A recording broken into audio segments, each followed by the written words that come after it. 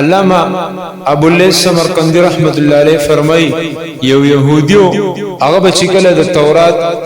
تلاوت به کول او تورات به کله کولاو کو نو فتورات کې هغه یو فیرا سلور پیر د نبی علیه الصلاۃ والسلام صفاتینو مونږ بیا مونږ د نبی علیه الصلاۃ والسلام صفات به کې بیا مونږ هغه يهودي ډېر په غوسه کې رااله اسلور وانه زینې د هغه تورات نو وشلول په دویمه هفته باندې چې کله بیا د تورات کولاو کو نو اتزرا او اتزایا د نبی علیه الصلاۃ والسلام صفات هغه په تورات کې ذکرو يهودي نور هم په غوسه کې رااله هغه اتواله زینا هغه د تورات نه لري کړه هغه د تورات نه وشلول په دریمه هفته باندې چې بیا کړه هم تورات کولاو کو نو بیا دول زایا د نبی علیه الصلاۃ والسلام صفات په کې ذکرو هغه ولید يهودي ذهن ته خبره فري وتا چې کدا ز سمره هم میټاوام د دینا نه هغه مردا سیوا کیږي تر دې چې دا تورات بردي صفات د نبی علیه السلام نډک شي لہذا دا سوچ ځان سره وکړه چې راشه او تر دغه شخصیت تلاش وکړه د سره ملاو شه دا وګوره چې دا کومه هستی ده کومه مرتبه والا سړی دی اخر دا چې کله رااله د ملګرو سره مشوره وکړه ملګرو ورته وی دا خو دروغجن نبی دی دا خو ساحر دی دا خو ډیر دروغجن دی د خواله مزه لہذا هغه ورته وی نه ما دا قصد کړی دی ما دا اراده کړی ده چې خامخا به زره د سره ملاویږم خامخا به زره د خواله زما دا به زوینما اخر دا چې خپل سفر سامان راواغست او په سورلې باندې سور شو را روان مزلونه وکړه د سلمان فارسی رضی الله تعالی عنہ خواله رااله سلمان فارسی رضی الله تعالی عنہ چې کله ولیدل نو سلمان فارسی رضی الله تعالی عنہ ډېر خیسته انسان دغه دا ګمان رااله چې ګنې دا سړی هم داده دا محمد هم داده ته پوښتې وکړه و اے پلان کې ته محمد سلمان فارسی رضی الله تعالی عنہ په جړا شو سترګې کو اوخ کړالي ځکه د نبی علیه الصلاۃ والسلام تقریبا 3 ورځ وا چې نبی علیه الصلاۃ والسلام وفات شو سلمان فارسی وای کزه ورته وځداوي ما چې زه پیغمبر خو وفات شوه دی نو دا سره واپس کیږي کورته داوي ما چې نبی علیه الصلاۃ والسلام ژوند دی نو دا خو په دروغو کې راځي لہذا هغه سړی هغه ملما هغه يهودي د ځان سره ونیولو صحابه کرام خاله راوستل دا وی مجلس ته راوستل چې کله هغه يهودي د صحابه کرام خواته رااله هغه ته دا پتو دا فتو ورته نو چې ګنې نبی علیه الصلاۃ والسلام په دې مجلس کې موجود دی چې کله يهودي رااله هغه سلام واچلو السلام علیکم یا محمد چې کله صحابه کرامو دا आवाज واوریدل د محمد رسول الله نوم مبارک واوریدل د صحابه کرامو غم را تازه شو صحابه کرامو وجړل او په سلګو باندې وجړل ځکه د صحابه کرامو د نبی علیه الصلاۃ والسلام سره ډیر زیات محبت ډیر زیات عشق ور سره چې هغه صحابه کرام با د نبی علیه الصلاۃ والسلام سره په غزا کې مخه ته شاته اخی طرف ته ګس طرف ته دا به جنگیدل او هغه صحابه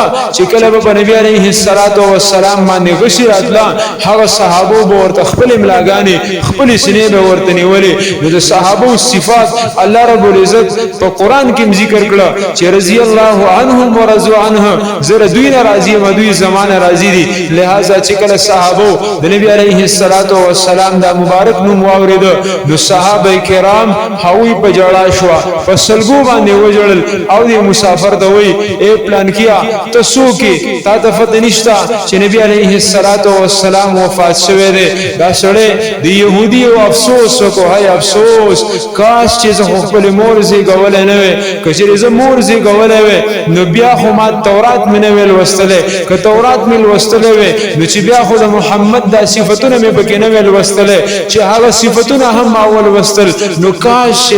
دا مرتبه والا انسان دغه محبوب انسان دغه فضیلت والا انسان دا خو بیا مالی دلوي اخر دا يهودي وای تاسو کې علی نو مسړی شته علی رضی الله تعالی عنہ فاسد يهودي ورته وای د نبی عليه الصلاه والسلام حلیه مبارک راته بیان کا نبی حضرت علی رضی الله تعالی عنہ ورته حلیه مبارک بیانې د نبی عليه الصلاه والسلام د ولو فمنس کې مهر نبوت د نبی عليه الصلاه والسلام قد درمیانو متوسط نډیر وګدو نډیر لړمو نبی عليه الصلاه والسلام چې په کملار باندې لاړې هغه لار باندې به خوشبويان روانه وي د نبی عليه الصلاه والسلام د لاس ورغوي دا ډکو د غوخې نه ډکو د نبی عليه الصلاه والسلام د بدن جوړونه دا غټ غټو د نبی کریم صلی الله علیه وسلم سینه مبارکه فراخوا لکه د فالوان سړي د نبی عليه الصلاه والسلام په بدن مبارک باندې نوري وختنو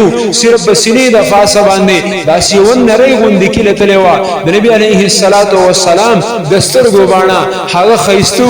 غټ غټو د نبی عليه الصلاه والسلام تندې فراخو دا ټول حلیه مبارکه حضرت علی رضی الله تعالی عنہ هغه يهودي ته وي يهودي وي په تورات کې الله رب العزت دغه صفات الله جل جلاله ذکر کړی دي کم تورات چې په موسی عليه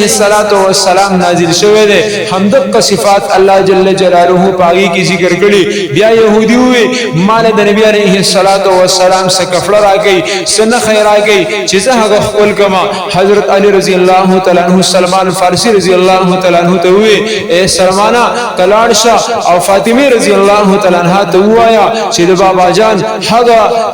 هغه جوبا هغه کمیس راوړه چې د نبی عليه السلام نه چې کله سلمان فارسی رضی الله تعالی عنہ لاړه فاطمه رضی الله تعالی عنها ته ور وټکولو فاطمه رضی الله تعالی عنها د دنن आवाज کې سو کې صد فار راغله سلمان ورته وی سلمان یما د نبی عليه السلام کمیس پس راغله یما نو هغه فاطمه رضی الله تعالی عنها ورته فرمای چې د نبی عليه السلام کمیس باندې سکه حضرت سلمان فارسی رضی الله تعالی عنہ ورته ټول واقعي بیان کړه ټول واقعي ورته بیان کړه اخر دا هغه کمیس ولا د نبی عليه السلام راوېستل چې کله سلمان رضی الله تعالی عنہ راوړلو او هغه يهودي پلاس کې واغستل هغه خپل کو وی جړل صحابه کرام هم وی جړل بیا هغه يهودي وی ما د نبی عليه السلام قبر ته بوزي ما د نبی عليه السلام د قبر خواله بوزي چې کله هغه يهودي راوستل يهودي په قبر باندې ورفري ودل او الله رب العزت پچو په زارو باندې شو چې الله زتا یو وحده لا شریک له ذات غنما زتا د عبادت لایق غنما زتا معبود غنما دا صاحب قبر دا حق پیغمبر دی دا ز پیغمبر غنما ز ایمان راوړما کلمه ویلا او دا یو فرمایل و یا الله کچری ته زما دا ایمان تا زما قبول کړی وي نو مال هم پدې زبانه مرګ راولا نو په هغه زبانه دا هغه يهودي نه روح لاړې ګوره یو يهودي د نبی عليه السلام سره محبت وکړه الله جل جلاله هغه ته د ایمان حلاوت د ایمان خوږواله ورته نصیب کړه ځکه نبی عليه السلام فرمای لا يؤمن احدكم حتى اكون احب اليه من والده وولده والناس اجمعين پتا سو کی طرح غ پوری یو سړی